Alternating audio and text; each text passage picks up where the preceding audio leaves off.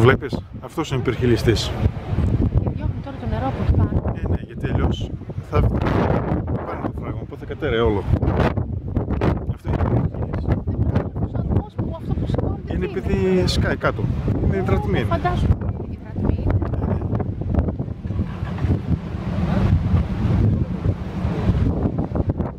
Για το περιφερειακό, το υπερχείλησε. Ναι, αυτό έπρεπε να κρατήθηκε το σκεπτό κόμμα. Βέβαια, έχει υπερχείλησε, έχει καταστραφεί. Αφού τρομοκρατήθηκα, όταν είπα έχουμε υπερχείληση αυτή τη στιγμή, λέω τι γίνεται εδώ τώρα. Αφού δεν ξέρω τι είναι, έπρεπε να πει ότι είναι τεχνητή υπερχείληση.